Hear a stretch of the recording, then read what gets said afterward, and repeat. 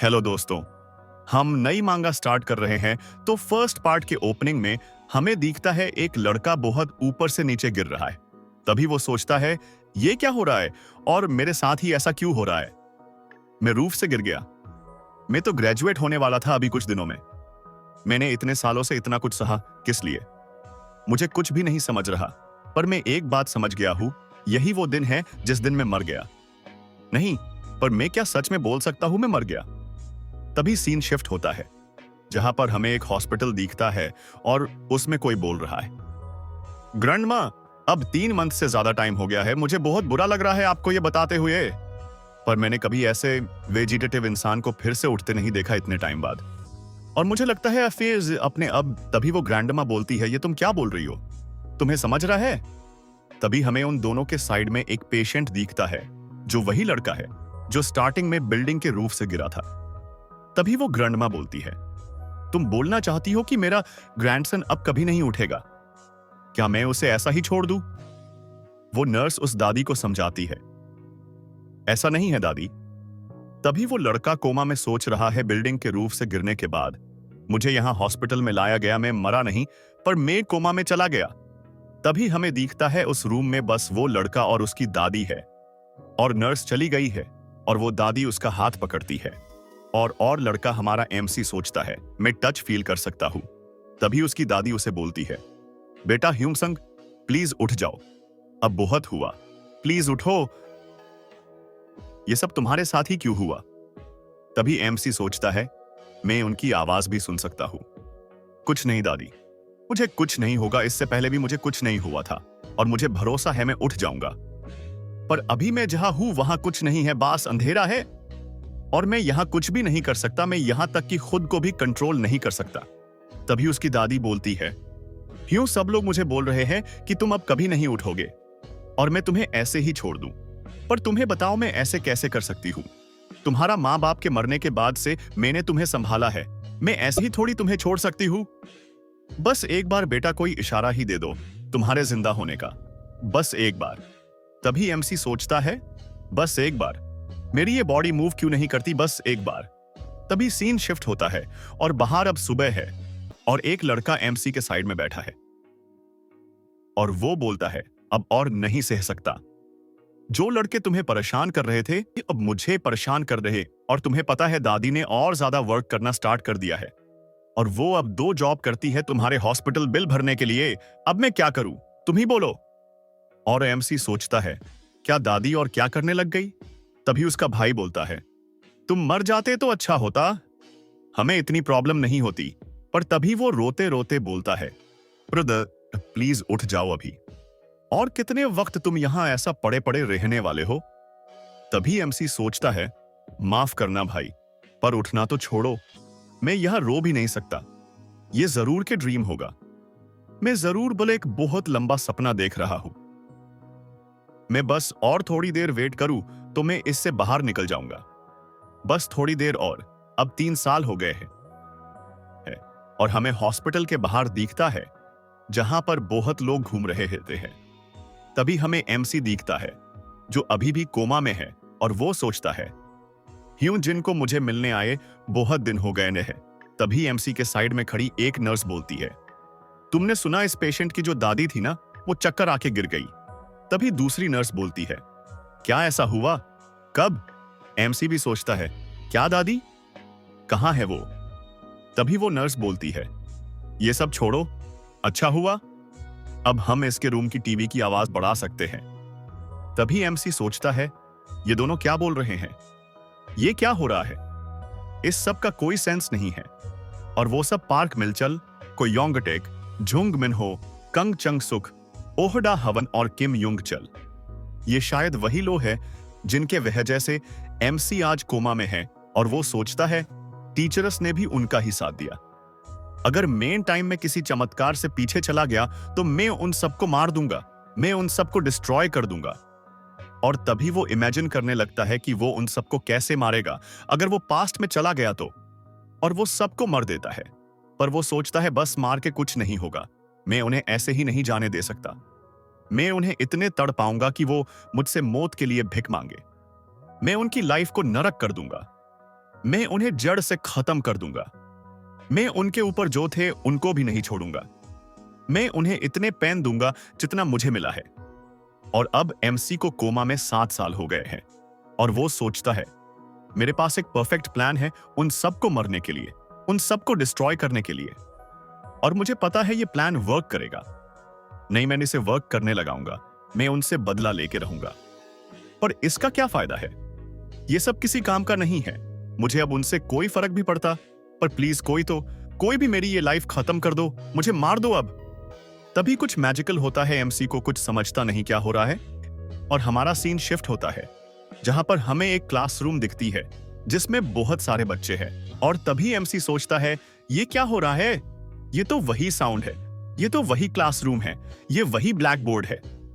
ये सब देखकर वो बहुत शॉक है। तभी वो अपना गाल पकड़ के खींचता है, ये सोचकर कि उसे लगता है वो एक सपना देख रहा है। पर उसे गाल खींचने पर दर्द होता है। तभी उसे उसके सामने एक पेन दिखता है। वो उस हाथ में लेके सोचता है अगर ये सपना है तो मुझे इस पेन से कुछ नहीं होगा। और एमसी वो पेन अपने पांव में घुसा देता है और उसे उससे दर्द होता है। और ये देखकर एमसी सोचता है ये ड्रीम नहीं है, मैं सच में वापस आ गया टाइम में। तभी एक लड़का चिल्लाता है तुम सन ऑफ बीच, तुमने अभी क्या बोला? तभी हमें दिखता है वो किसी को मार रहा है और वो बोलता है क्या मैं मेरा काम खुद से करूं? और उसे लागत मरते वो बोलता है मुझे अगर मेरा काम करना ही होता तो मैं तुम्हें क्यों बताता? तभी एमसी को यह सब देखकर बहुत गुस्सा आता है। उसे यह देखकर गुस्सा आता है कि वो दूसरा लड़का उससे बंद करने के लिए भिख मांग रहा है, पर वो फिर भी नहीं रुक रहा।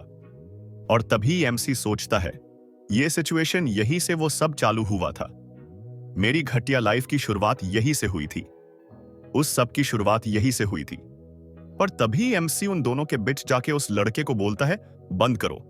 तभी वो लड़का बोलता है क्या बोला? क्या मैंने सही सुना? किम ह्यू संग, तुम्हें लगता है तुम इस सिचुएशन को हैंडल कर सकते हो? तुम्हें क्या लगता है तुम बाकी सबसे कुछ अलग हो?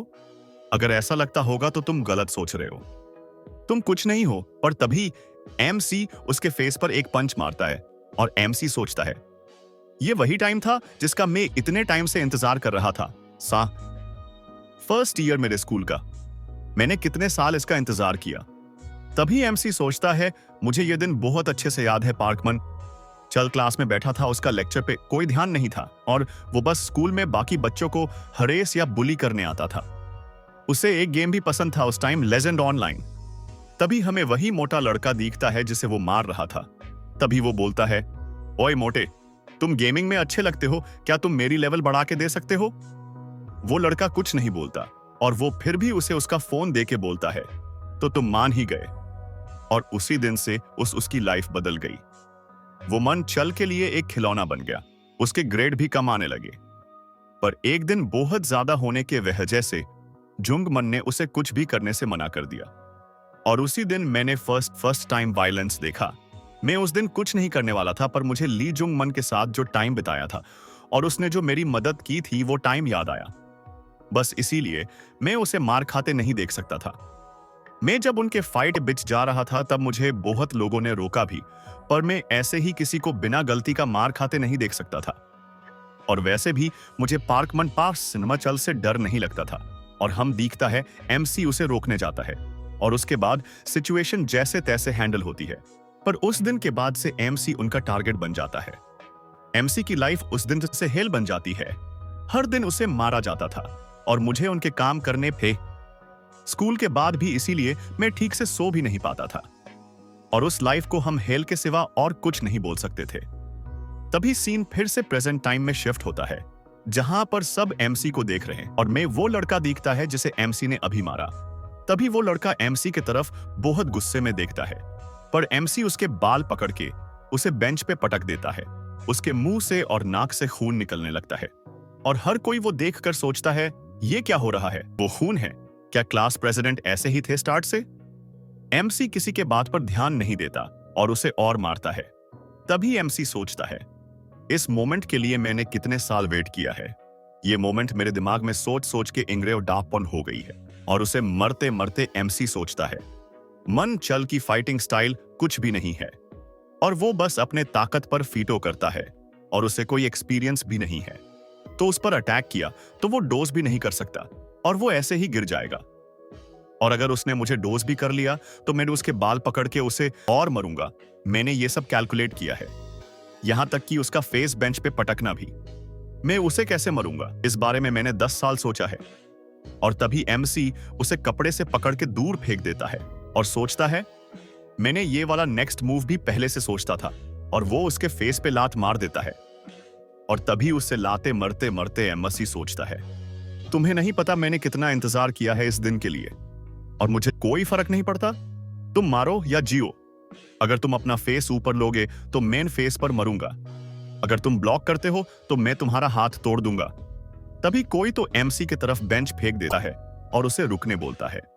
तभी एमसी गेट की तरफ देखता है, वह से 2-3 लड़के आके एमसी को रुकने बोलते हैं। पर तभी एमसी बोलता है और मैं नहीं रुका तो।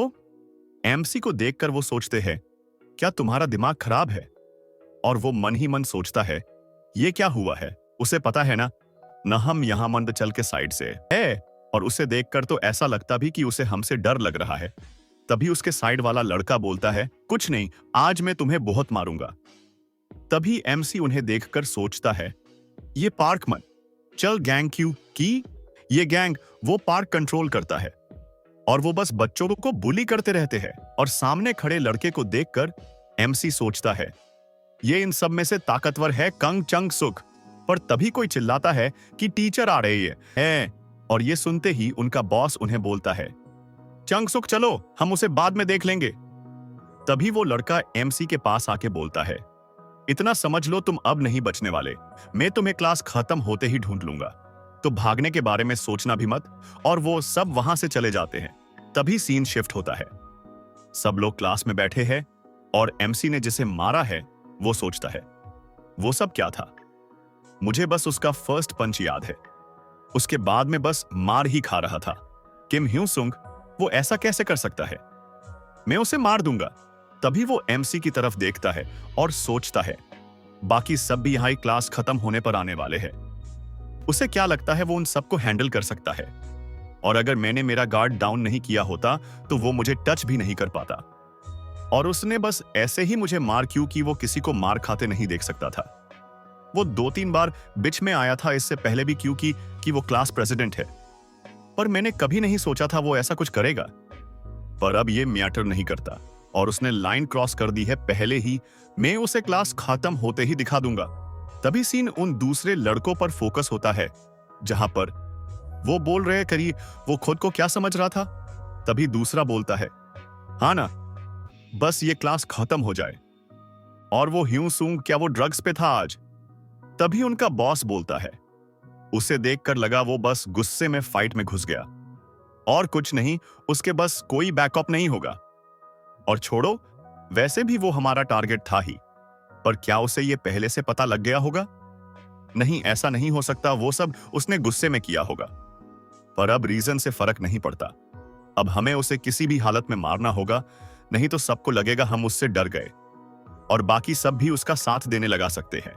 और हमें भले ही उसे बुली करने की रिक्वेस्ट मिली है, चलो उसे दिखते हैं बुली होना होता कैसा है, हम उसे हेल दिखाएंगे। तभी उसके साइड वाला भी बोलता है ये तो हम करने ही वाले हैं, मैं भी उसे ऐसे ही नहीं छोड़ूंगा। तभी क्लास खत्म हो जाती है और टीचर क्लास के बाहर निकल जाता है।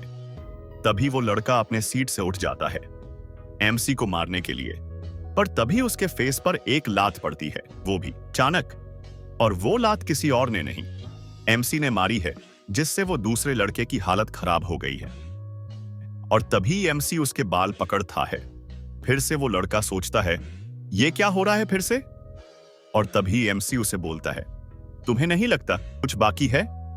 और एमसी को ऐसा देखकर वो सोचता है ये क्या कर रहा है, ये हमें अवॉइड करने का छोड़ के क्या ये हमसे फाइट करना चाहता है। तभी दूसरों की भी क्लास खत्म होती है और वो भी अपने जगह से उठ जाते हैं और एक बोलता है वो कहीं नहीं भाग सकता अब, वैसे भी स्कूल में इतना स्पेस नहीं है, चलो फिर जाते हैं उस किम ह्यू सुंग को मारते हैं। आज के लिए इतना ही, मिलते हैं नेक्स्ट पर में स्टार्ट ऑफ रिवेंज।